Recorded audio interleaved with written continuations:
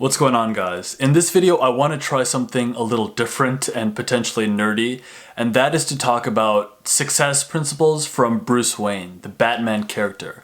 I often derive so much inspiration from narratives and storytelling, and so I want to bring that element a little more into this channel. And so in this video I'm going to go over 5 disciplines and frameworks of thinking, 5 mindsets that are captured by the Dark Knight Trilogy and Bruce Wayne in the comics that I think are very inspiring, emboldening, and if embodied can really help the individual capture more success and competence in their life. The first principle that could make one more like Bruce Wayne, more like Batman, is to create an ideal for yourself and determine what your core values are. One of my favorite speakers, as many of you know, is Swami Vivekananda, the Indian sage. He has this amazing quote that goes like this: "Take up one idea, make that one idea your life. Think of it, dream of it, live on that idea. Let the brain, muscles, nerves, every part of your body be full of that idea, and just leave every other idea alone. This is the way to success." When I first came across that quote, I remembered an amazing scene from Batman Begins, right at the beginning of the movie when Ra's al Ghul is talking to Bruce Wayne in a prison. If you make yourself more than just a man, if you devote yourself to an ideal, and if they can't stop you, then you become something else entirely. Which is? Legend, Mr. Wayne. And even a number of other speakers who I'm getting into now, such as Joe Dispenza, have referenced this idea of creating your ideals for yourself. Here's what Joe Dispenza says: "If you want to change, you must have in your thoughts an idealized self, a model that you can emulate, which is different from and better than the you that exists today in your particular environment, body, and time. Our routine, known thoughts and feelings perpetuate the same state of being, which creates the same behaviors and creates the same reality. So if we want to change some aspect of our reality, we have to think, feel, and act in new ways. We have to be different in terms of our responses to experiences. We have to become someone else. We have to create a new state of mind. We need to observe a new outcome with that mind." And the way we actually create an idealized version of ourselves is by determining what our values are, and then deciding if our habits and routines honor those values. Brian Tracy, another one of my favorite speakers, said this in his book called Goals. He said, "It is so important that you determine what your top 5 values are in order of importance. Life is lived from the inside out. The very core of your personality is your values. Your values are what make you the person you are. Everything you do on the outside is dictated and determined by your values on the inside. The moment you begin walking, talking, and behaving in ways that are consistent with your highest ideals, your self-image improves.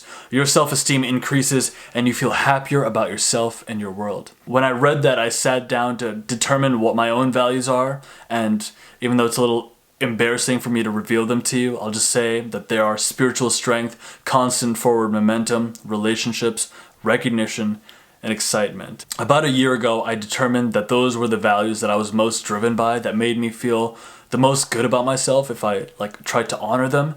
And I realized that for the last 10 years, I had really been falling short on a majority of them, the ones that were the most important to me. I didn't have the habits and disciplines to give to myself or to the world at large. And so for the longest time, I had this undercurrent of a malaise within me, this feeling that I just didn't like myself. And when I finally started recognizing what those ideals were and doing what I could to live up to them, I just, for the first time, developed a sense of pride in myself, like a love for myself, which was so unusual to feel. The second principle that is captured by the Bruce Wayne persona is the habits of meditation, cold water immersion, cold showers, and deep study. Now, this is something I had to pull from the comics because it wasn't explicitly stated in the movies.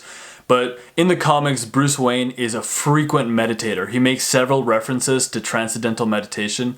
In one of the comic scenes, he mentions that he put up these other rich people in his hotel, but he himself found his source of energy from meditation. He said, "I, on the other hand, remained on guard in my room next door, using transcendental meditation to ease my mind into a relaxed level of consciousness, relaxed but ever alert." Now I'm reaching a little bit with this one, but cold water immersion, I've noticed, has been a part of the Bruce Wayne comics where he's shown maybe meditating under a waterfall in some scenes, or in the movies where he's often in icy circumstances when he's training. And the last trait in this category is the idea of deep study. Bruce Wayne in the animated series is almost comically well versed in a number of disciplines, including chemistry, psychology, criminology, computer science, engineering, physics. He's so well trained and such a deep studier of all these disciplines, which is what makes him such a great detective and superhero.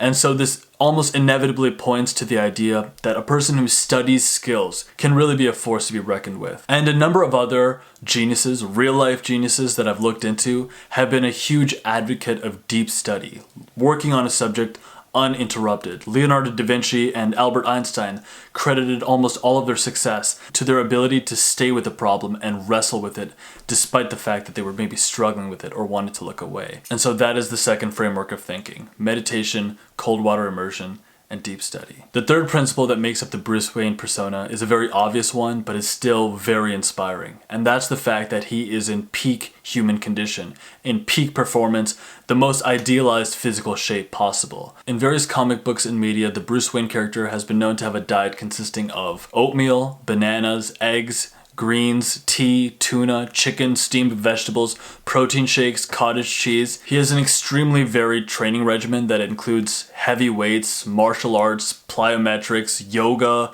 jumping rope, among many other things, wall climbing, and very notably, Bruce Wayne the character is a teetotaler. He never drinks alcohol. Despite the fact that he has to go to gala events, fundraisers, cocktail parties, he drinks ginger ale and he pretends to be drunk, but he's never actually drunk. He's only playing a role. And as soon as there's trouble, he keeps his mind sharp and he never allows himself that luxury of even imbibing a little bit. And I find that inspired. Bruce Wayne's training, diet, and the fact that he's a teetotaler is the third principle that makes up his persona. The fourth principle that we can learn from the Batman personality, and specifically from the Dark Knight Trilogy, is the idea that your actions matter more than your intentions. Obviously, in Batman Begins, Rachel says this to Bruce Wayne early on when she catches him at a party. It's not who you are underneath. It's what you do that defines you. And later on, Bruce Wayne repeats this line back to her. But I find this idea to be profoundly true because I've always carried certain ideals or intentions for who I would be and how I would want to act. But doing an audit of your actual schedule and how you play out your life, that is a real benchmark by which you can justify what your values actually are. Darren Hardy in the book The Compound Effect captures this idea really well. He says this: habits and behaviors never lie. If there's a discrepancy between what you say and what you do, I'm going to believe what you do every time. If you tell me you want to be healthy, but you've got Doritos dust on your fingers, I'm believing the Doritos. If you say self-improvement is a priority, but you spend more time with your Xbox than at the library, I'm believing the Xbox. If you say you're a dedicated professional, but you show up late and unprepared, your behavior rats you out every time. You say your family is your top priority, but if they don't appear on your busy calendar, they aren't really. Look at the list of bad habits you just made. That's the truth about who you are. Now you get to decide whether that's okay or if you want to change. And the fifth principle by which we can learn to become more like Bruce Wayne, more like Batman, I think perhaps is the most important. And it's the idea that when you fail, don't let it destroy you. When we fail, it's an opportunity for us to pick ourselves up. This is a running theme throughout Nolan's Batman trilogy. It happens for the first time right at the beginning of the movie when a young Bruce Wayne falls into a well and his dad tells him, "Why do we fall, Bruce? So we may learn to pick ourselves up." And later on, when Bruce is utterly destitute and decimated emotionally in the Lazarus pit, he learns to pick himself up yet again to save his city. And I think this notion is a little corny, but so important. Honestly, watching these cinematic moments has been so impactful for me in my own life as I've struggled with my own failures or just shortcomings that I've recognized in myself over the last several years. I found it so empowering to consider the fact that it's not over. You can pick yourself up and you can proceed into something wonderful, and there is yet time to sort of make things happen on your own terms. True greatness and leadership often comes as a result of having a chip on your shoulder and learning to pick oneself up after failing. Steve Jobs said that after he was fired from Apple, he allowed himself to have that beginner's mind again and to proceed forth with working on a new company. Gary Vaynerchuk was often bullied because he didn't get good grades in school. Casey Neistat was someone who had a son when he was 17 years old and was a dishwasher for the longest period of time. And he even said that he made tremendous mistakes. But recognizing those mistakes and learning to push forward despite what those mistakes were, it has perhaps been the most impactful cinematic moment of my life to see that narrative play out. The idea of a man who cares so much about one thing lift himself up out of darkness. And I think that's a lesson there for all of us. This has been a new style of video. Thanks for watching this one, guys. If you're new here, my name is Nikhil. This channel is about combining Eastern spirituality with Western productivity and also deriving a lot of inspiration from storytelling, as is the example for this video. I really want to speak to the creative and the entrepreneur, people who want to bring to life the artistry within them. So if that appeals to you, consider subscribing. If you like this video, please leave it a thumbs up. And if you'd like to connect with me further, you can follow me on Instagram.